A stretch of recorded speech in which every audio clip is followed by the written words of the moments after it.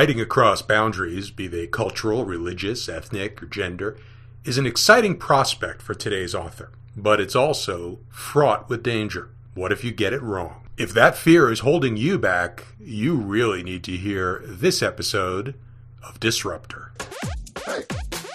From the edges of publishing, it's Disruptor, celebrating the rebels, mavericks, and weirdos of the publishing industry and encouraging each of you to disrupt in your own way. Now here's your host, John Bard.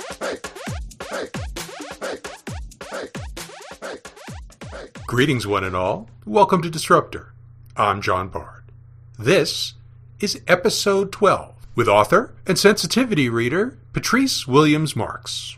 I've been in the publishing world for close to 30 years, and I've seen a lot of things change, but maybe they haven't changed fast enough.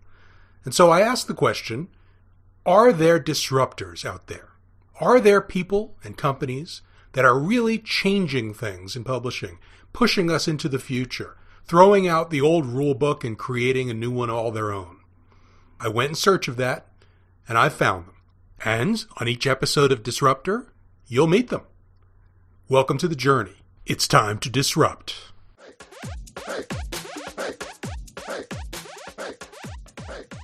Today's episode of Disruptor is brought to you by Writing Blueprints, the breakthrough step-by-step system for writers that creates truly great books.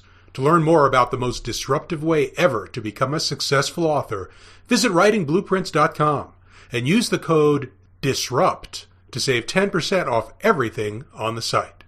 The writing world has been shaken. Meet the earthquake. Go to writingblueprints.com and use the code DISRUPT to save 10%. Writing Blueprints. This is how you write a book. Writing books with diverse characters and across cultural boundaries is one of the most exciting things any writer can do. However, in today's publishing environment, it's expected that any author gets it right. No more cliches, no more stereotypes. People want to be presented exactly as they really are. Enter the sensitivity reader. These are folks who can look at your manuscript and tell you if you're wading into any troubled waters. Now, most of us think about sensitivity readers as people we might hire to stay out of trouble. But as our guest today explains, sensitivity readers can do much more than that. They can add depth to your work and bring your diverse cast of characters to life. Patrice Williams-Marks is a screenwriter and an author and is also doing something very disruptive. She's training people to become sensitivity readers. So hopefully soon we'll have an army of folks at your disposal to make sure your characters are as wonderfully realistic and authentic as they can be. Welcome, Patrice Williams-Marks, to Disruptor. It's great to have you. Thank you for inviting me. Well, we always begin with the same question. We celebrate the rebels, mavericks, and weirdos of the publishing world. Which one of those are you and why? And I, by the way, have added a none of the above option by popular request from a few folks who decided they were none of the above. But you can feel free to be brave enough to choose one if you'd like. Okay. Well, there's two that I wish I were. I think I'm closer to a maverick, but I kind of wish I was a weirdo too, to tell you the truth, because I think weirdos are unique, and they're doing something different that is not run-of-the-mill. But I've never had anyone describe me as that. But as far as in the confines of the description of your podcast, I wouldn't mind being called that. And as far as being a maverick, I'm one of a few, working sensitivity readers out there that have become more higher profile. And so maybe that could be considered a maverick, even though there have been people who've done it before me. Okay. So I'm trying to stretch it. I'm trying to figure out, which one of those best describe me. We will see if we could bring out your inner weirdo today. Okay, sounds good. So let's talk about sensitivity reading. And by the way, I've also heard it described as diversity reading. So whatever phrase that you prefer, but can you just explain to folks exactly what a sensitivity reader does? Yes, and it's also been called targeted expert reader. And the company that uses that, their name is Lee and Cal. Lee and Low, excuse me. There are a publisher of children's books, and I really like that phrase, but I use sensitivity reader, even though some people don't like it, but that's what it's mostly known for. And basically what it is, we're an editor. We're not the type of editor that you'll send to have your the story development or the character development scrutinized or edited, or for typos, but we are considered an editor. And basically what we do is we have our own niches, so you find a sensitivity reader who kind of fits into the character that you're interested in being further developed. Say if you have an African American character who is in the foster care program, I would be the perfect sensitivity reader because I'm a foster parent and I'm African American. And so people come to me and they have characters that they have no personal experience with, but they know that that's in my background. And so what they ask me to do is take a look at their story, read it, and see if it rings true, if it's authentic, if there's any misrepresentations or anything offensive. And what I basically do is read over the material and take short notes, like little Post-it notes on the manuscript. And then after I've finished reading and write all those short little notes, I'll write something to the effect of, why do you describe the character in this way? Perhaps you may consider describing them in this fashion or that fashion, that sort of thing.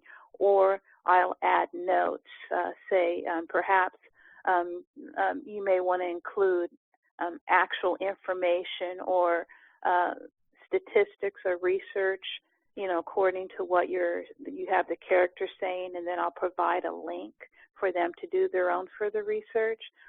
So after I've done that initial read-through, then I'll create a report that's anywhere from 5 pages to 30 pages, depending on how long the material is.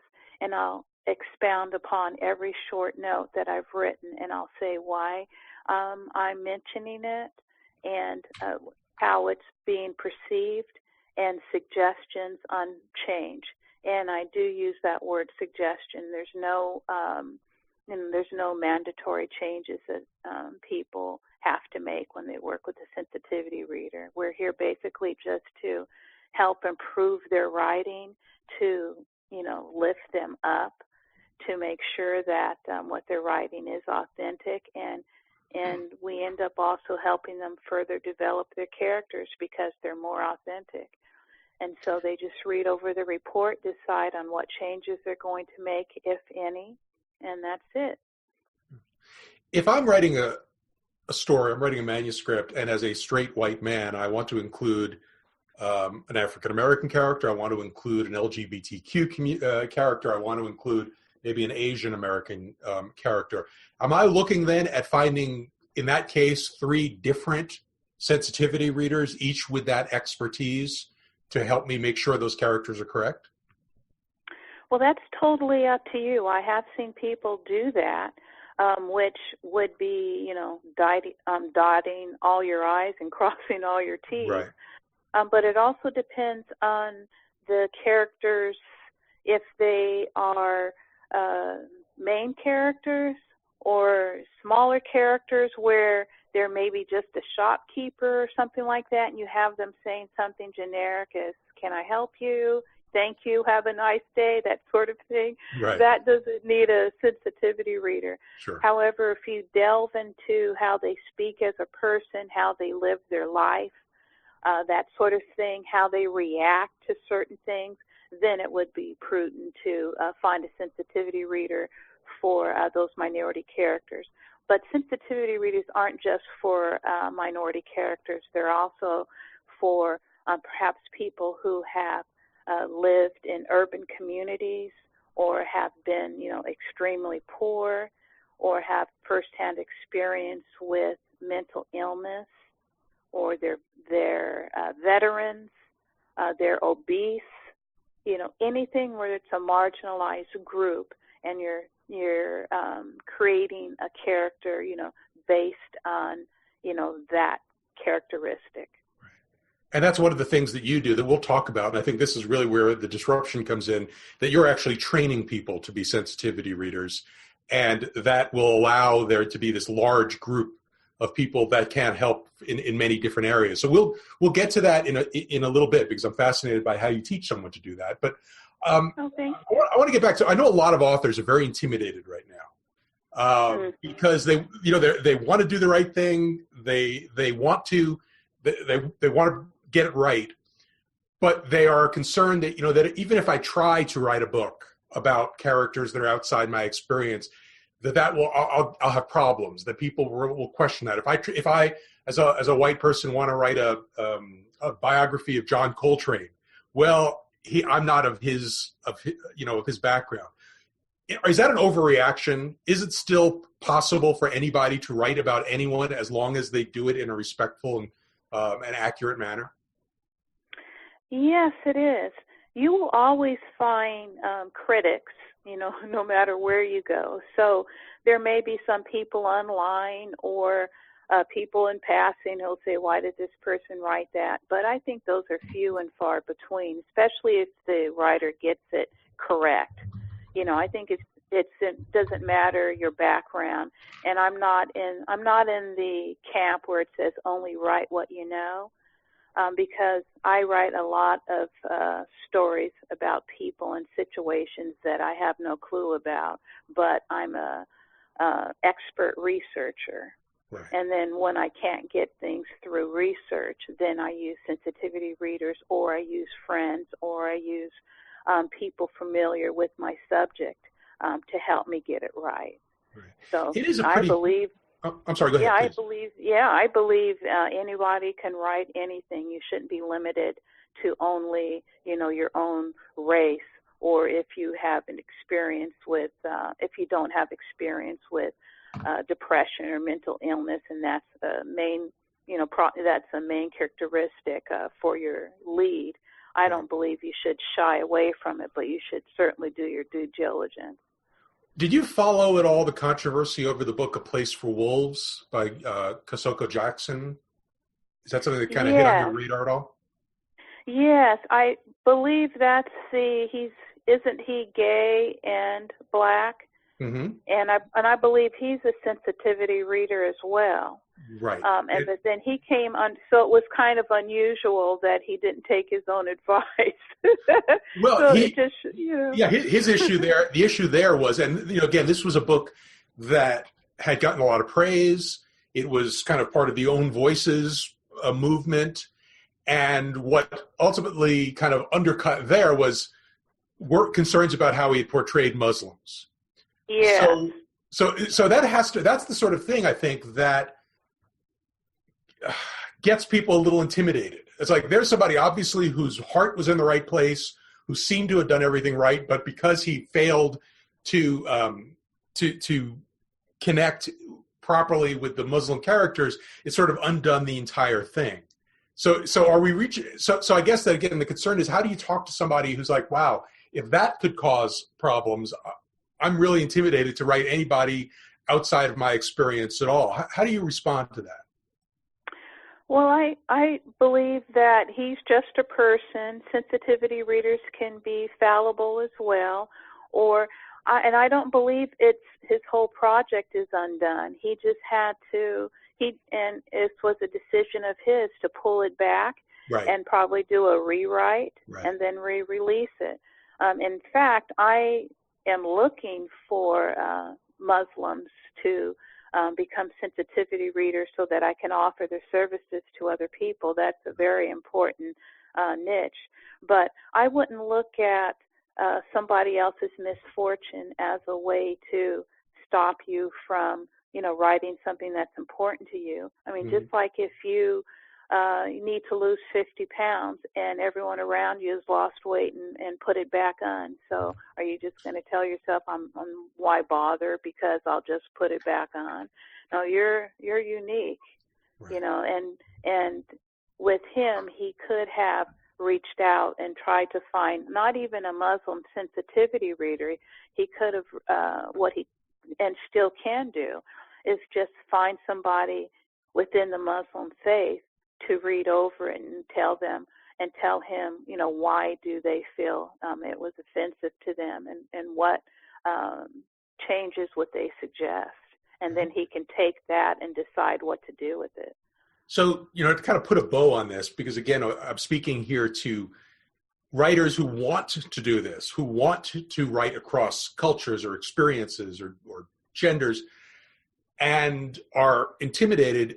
I think what I'm hearing from you is, if the character is a minor character who acts simply in a way anyone would act, then that's not so much a concern. But if you're getting into characters, into their experience, it's worth taking the time to find somebody in each of these areas to look at it and say, here's a problem, here's my suggestions. But if you're doing that, your belief is that an author is perfectly okay to go out and write about the world as long as they're kind of, as you said, dotting the I's and crossing the T's. Yes, whatever interests them, I think the sky's the limit. I don't think they should be hampered because of their race or non-experience with, a certain, group of people or what have you. Go for it. I wrote a screenplay about 12 years ago on a Hungarian aristocratic family that was slaughtered during the Hungarian Revolution, and then I followed the lady who was a sole survivor. She was actually a child at the time, and her story picks up on a slave block in Bulgaria. And this British explorer saw her and bought her freedom, and they ended up falling in love, and they went on this epic journey to discover the source of the Nile, and this was in the late 1800s. And I had no clue about British explorers, Hungarian aristocrats, that sort of thing, Right. So I had to do a lot of research, and then I actually went to London to the Royal Geographical Society to read the physical manuscripts that the bakers had written during their trek, to find the source of the Nile. Mm-hmm. And then after that, I actually met with descendants of Florence Baker, because this is based on a true story. I met with the descendants of Florence Baker, and they live in Salisbury, England. And they spoke with me. They let me read her personal journal. And then I actually sent them my screenplay after I had written it. And I told them this is a fictionalized account, but I wanted to make sure that certain beats rang true. And they read it, and they're not sensitivity readers, but they're familiar with the subject and the people. And they gave me a few notes, and I actually made some changes. And I couldn't have gotten that from anybody else. Right. So I just think it's amazing, if you use that resource. What you're describing, I think, and now we can sort of move sensitivity readers into this realm, is something writers are much more comfortable with, which is the idea of just doing really good, solid research. Yeah. Because that's exactly what that is. And so if we look at sensitivity readers as being part of the research process, I think it starts to make a lot of sense to people. Yes. That's a good way to put it. Right. So let's talk about how you teach other people, because this fascinates me. So first of all, describe the business that you've set up to help other people become sensitivity readers. Well, I actually started it because I've had quite a few people contact me and say, can you read this or that? And it wasn't in my wheelhouse. And I wanted to be able to refer other people. And so it's very important that a sensitivity reader only take on projects that they have intimate knowledge of, or else they're the same as the author or the creator, So that's why I decided to put together an online course, and it's at sensitivityreviews.com. And I have a free 7-day course, which is very simple. It's an email course.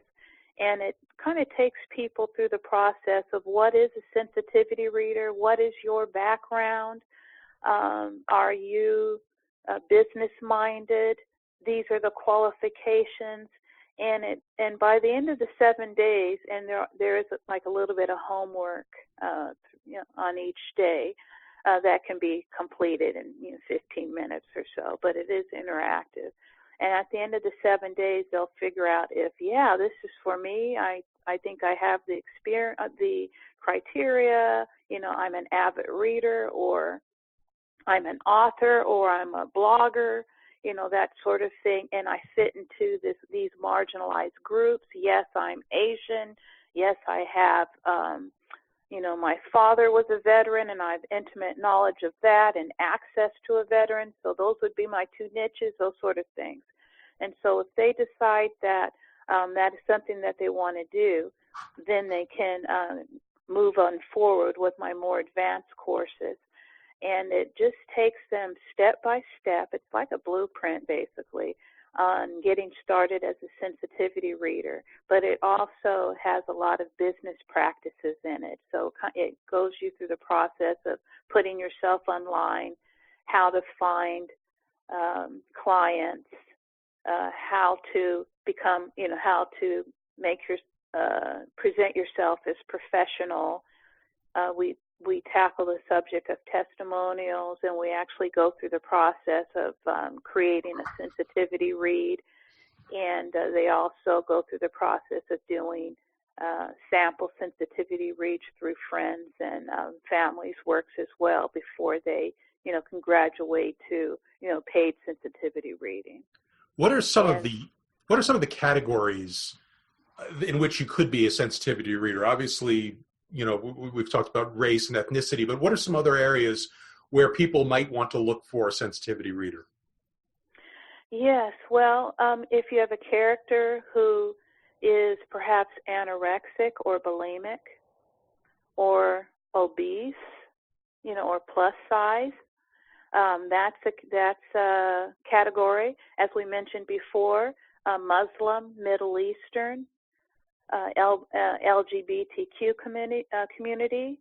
If you have intimate knowledge either through yourself or with a family member or a close friend with mental illness, that's a category.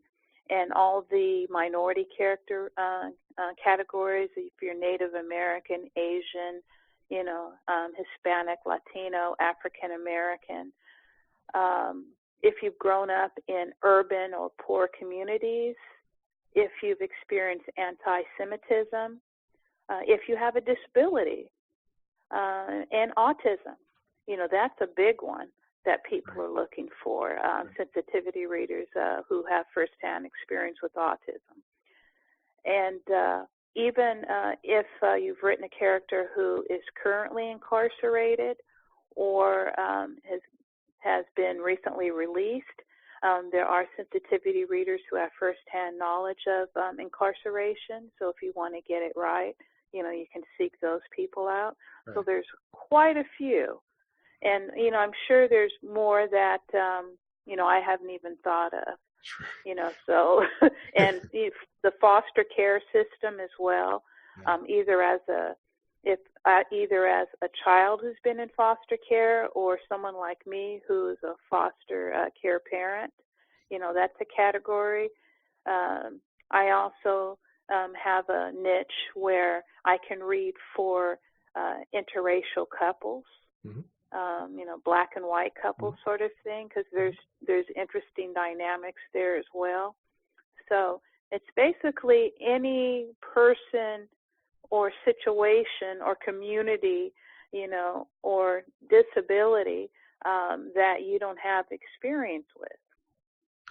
I think one of the things that's coming across that I'd really like to kind of drive home to our listeners, because the attitude, I think, has been from people who don't know much about sensitivity readers, and this is one of the reasons I wanted to have you on the show, is a sensitivity reader is somebody you hire so you don't get in trouble. But what you're really describing is a resource to make your characters richer and more authentic. It's not just about, you shouldn't say that. It's more about, you should say that. This is what it's really about. So I think in a lot of ways, even if it wasn't a matter of sensitivity or own voices, what you're describing should exist, need to exist, because you're giving people resources to mindsets and experiences that will simply make their book so much better. Yes, and I mean, the author comes away with feeling more accomplished because they created, more depth of character, and the sensitivity reader just feels, like they've accomplished something, like they feel really good about, helping somebody. Sure. And Sure. that's something that I wish I could bottle. I mean, it just feels really good to have somebody say, this is exactly what I was looking for. I've actually have people said I've had other people read my material and they weren't African American and they completely missed everything. So it's just looking through a different, set of eyes, Right. basically. Now, one thing I'm curious, as you try to train people to be sensitivity readers, you have an experience as an African American woman, but it is your experience. How do you get someone to kind of not so much speak for an entire group, but have an understanding of things that other people within that group might be sensitive to that maybe you aren't? Yes, that's a really good question, and that's why most sensitivity readers suggest that you hire at least one other sensitivity reader, not just rely on one, and perhaps someone with a different background and experience so that you can get a different point of view. Right. But I try to, I don't speak for all African Americans, but I am familiar with the community and not just those in middle class or, lower income, that sort of thing. I run the gambit of who I interact with on a regular basis, my family, my friends, that sort of thing. And so I try to look at it that way. And when I come across a character that may be African American that I'm not completely familiar with, that, comfortable with, that type of character, say a gangbanger or something, because I've never met a gangbanger. But I do know that not all gangbangers speak in slang, that they all don't wear their pants, hung down, to their, underneath their butt or whatever. Right. And so if I see a pattern where every single gang member is a carbon copy of stereotypes, I don't have to be have an intimate knowledge of those type of, I don't have to have friends like that to know that, that's not a good thing. I'm sorry, please continue. Go ahead. Okay. Can this process be affordable to an independent author? I mean, obviously, if Random House is putting out a book that they expect to be a big, big hit, it's no problem for them to invest what they have to get everything right. If someone is putting out an independent book and they're self-publishing it, their budget isn't great, is it still something that they can access? Yes, it is. There are several ways that they can access it. The easiest way and free way is to look around, see if they have friends that fit the criteria. Do they have an African American friend? Do they have a gay friend? Type of thing, if that's the character, and have them read it. They don't have to be, sensitivity readers. The next step, what they can do for free, is there are online, you can use Facebook, but I've seen more people use like Reddit, those groups. You're familiar with Reddit? Sure. Yeah, they have certain writers groups where I've actually seen people post, I'm writing a book with this character. If that fits you, would you mind reading my book? And then they usually offer something in exchange. And people respond to that. So they can even find a stranger that may read their book for free. Now, if they want to,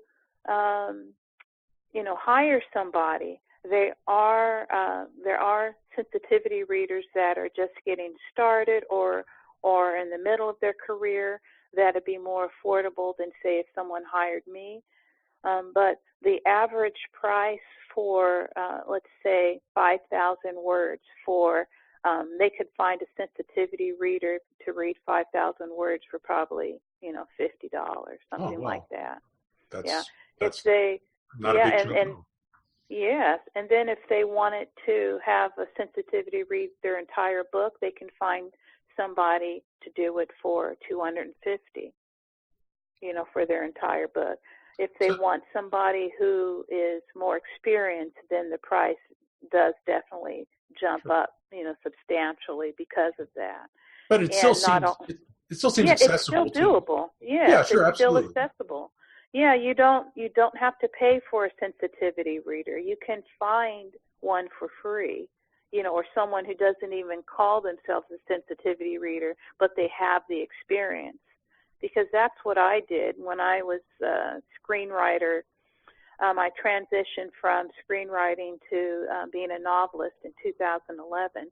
But when I wrote screenplays, I sought out people. I had a group of people that would read my material, and I would read theirs, specifically for development and character issues. And we didn't call ourselves sensitivity readers at the time, right? But we helped each other out. But that's what we were doing. That was part of the, experience. We only have a few minutes left, and I want to get your take now as a writer.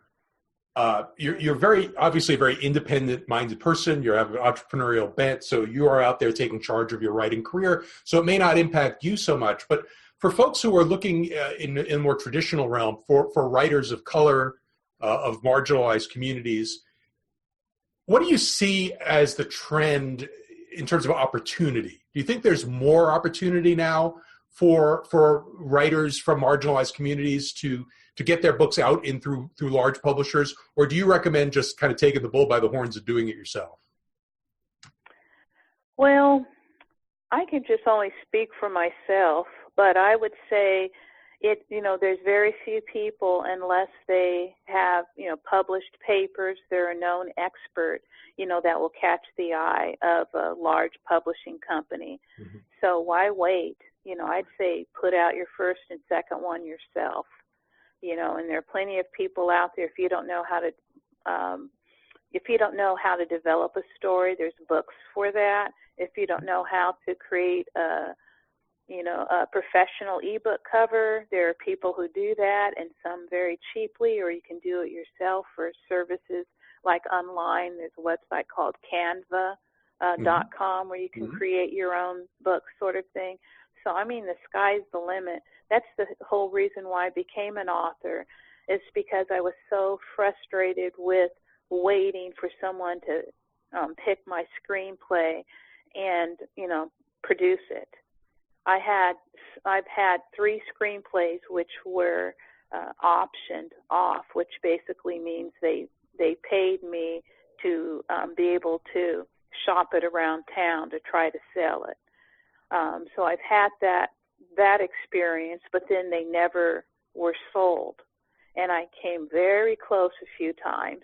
One time, so close I was signing a contract before it, fell apart, wow. Type of thing. Mm-hmm. And so I just got tired of coming so close, and then, your screenplay just languishing, And so I said, I'm going to, that's when I transitioned to being an author. And I said, now I can control my own career. I can control what I produce. And I have direct access to people who like what I have to say, so that's why I transitioned.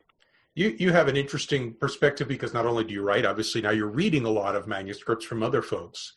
Yeah. And, we live in interesting times. Let's just leave it there. Challenging times. Yeah. And especially when it comes to areas of how people get along with each other. Are you, setting aside anything in terms of how the system works and things well above our pay grade, are you optimistic about our ability as we move forward as a country and as a world to communicate with each other in a positive way? Well, I always have to be optimistic, but I don't know if that changes the state of affairs, Right. And especially with Twitter, it can be used in so many wonderful ways, but it can also be, wielded like a sword. And that's just the way we lived in, and I don't know if that's ever going to change. Yeah. And I just think we just have to live with it. There are people who are ardently against sensitivity readers, and some who swear by us, and I'm never here to convince somebody to use one. Yeah. If they don't want to, then that's their prerogative, but I am here for those who see a value in what I have to offer, and so that makes me feel good. Yeah, I would say, this is my opinion, the fact that sensitivity readers exist and the fact that people are seeking them out and wanting to get it right fills me with some hope. And the more I deal with authors, and which is my life, that's what gives me optimism. I think there are so many people out there across the spectrum who want to connect with each other, who want to find a bond. So for me, I always look to authors and to books as a place of hope, because unlike other parts of our society, here is where people really are trying to get it right and are trying to communicate. So I do think that and I wish you great luck in building an army of sensitivity readers, because I think it's going to make a big difference moving forward and will be disruptive. And I think that's one of those areas, again, that I do see personally some optimism in. But I'll leave you with the opportunity to comment on that. Well, that's wonderful. And I do hope we create a lot more. And we do have a database of sensitivity readers, and it's still growing right now. But if people are looking for specific sensitivity readers in a certain area, they can go to my website at sensitivityreviews.com/certified, and certified is in all lowercase. And there they can just type in, African American or mental illness or something like that, and then it'll show what sensitivity readers are available for that, and then they can personally contact that person. And so I'm looking to enlarge that database and let it become, a great resource for people. But right. Yes, can you again please give us the it's sensitivityreviews.com, correct? Yes, and then /certified. Okay. And that's all in lowercase. Okay, great. We'll put that in the show notes, but for folks who are listening on iTunes or Stitcher or wherever they might be and they don't have access to the show notes, we want to make sure they get that right. Anything else that you'd like to share with folks in terms of how they can be in touch with you, or what else you might be able to offer? And also, please do plug your books, your fiction books. Oh, okay, great.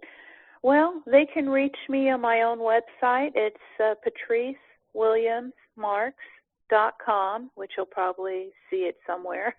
Huh. And I actually have a tab that says Sensitivity Reader, and they can go there and read all my niches and what I've done, and actually read a few reviews, and then fill out a questionnaire if they're interested in hiring me. Now, if you want to learn to become a sensitivity reader, you can go to sensitivityreviews.com, and you'll just click on the button that says, enter now or go to the courses, and then you choose the first one. That is a free course. It is a free 7-day email course. And I suggest everyone take that one first to see if it's for them, and to hone in more on the type of sensitivity reader they would be. And then if it's something they're interested in, then they can go further into the paid courses. And I'm also currently creating a Udemy course on sensitivity reading to try to reach more people. But that's very long and involved. It's going to be like another 45 days at least for me to complete that. But that's on the horizon. And I just released a book called Counterpunch, and I call it the mother of all revenge stories. And it's a thriller, and it's like, what lengths would you go to as a mother when, something horrific happened to your child? Wow. And that was, for some reason, that was a story I just had to write. And I don't know why. It just popped up, but, it was really important to me. So I wrote it, and the main character is African American. Well, it sounds like you just have so many fascinating things going on, and we look forward to seeing what comes next, and we'll be keeping in touch about how the world of sensitivity reading changes and things that might happen. As we close, here's the final question, which is, who is your favorite disruptor in history? It could be someone living or dead. Let's see. Probably Shirley Chisholm. Huh, okay. She was the first African-American woman to run for President of the United States. And I think she's extremely badass, and I'm hoping somebody will write a book about her. There have been some books that were more like nonfiction. I'd love to read a fictionalized account of her life. So she's the one that I would consider a disruptor and a rebel. Oh, it's a beautiful choice. Beautiful choice. Well, thank you so much for hanging out with us today. Thank you. We didn't get particularly weird, so I can't call you a weirdo right now. But as we get to know one another, I'm sure I'll find your weirdness. But I do want to thank you. You've been just really wonderful, and I think you've made it. Hopefully, people feel a whole lot more empowered and better about this, because I think the key thing, again, I want to reiterate it, is you don't hire a sensitivity reader to stay out of trouble. You hire a sensitivity reader to get your characters right and make them better. And I think that people understand that, they'll come to understand exactly how powerful what you do really is.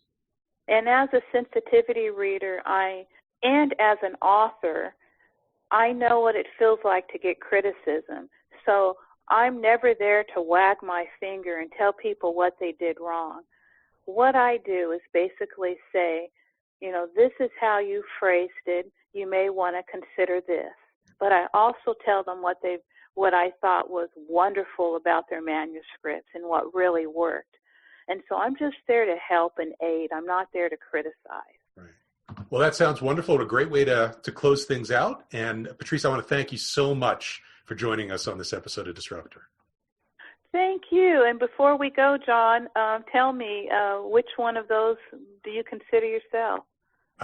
You're the first person to ask me. Really? I am, I think I'm a rebel. All right. My true love in my life, apart from my family, is punk music. I grew up a punk, and I live it today, and it is and it is all about sort of pointing at the man and saying, "Not today." So that's who I think I am. Oh, the man, huh? Like they used to say in the 60s, huh? Yes.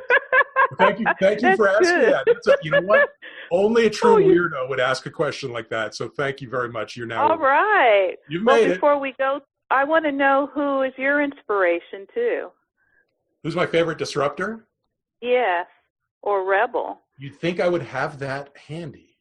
I'm going to say, you know who my all-time hero is? Congressman John Lewis from Georgia. I love him. I actually want to meet him. That's on my bucket list. Me too. That man is that's my guy. So that's who I'm going to do. Awesome. Very good. That's a good choice too. Well, thank you for putting the disruptor on the spot. Oh, no problem. Anytime. Right. Thanks so much.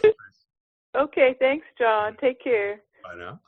Today's episode of Disruptor was brought to you by Writing Blueprints, the breakthrough step-by-step system for writers that creates truly great books. To learn more about the most disruptive way ever to become a successful author, visit writingblueprints.com and use the code DISRUPT to save 10% off everything on the site. The writing world has been shaken. Meet the earthquake. Go to writingblueprints.com and use the code DISRUPT to save 10%. Writing Blueprints. This is how you write a book. For show notes and videos, go to disruptcast.online. And to start a disruption of your own, visit writingblueprints.com to discover the most innovative and coolest way ever to write a great book. We'll be back next week. Until then, go forth and disrupt.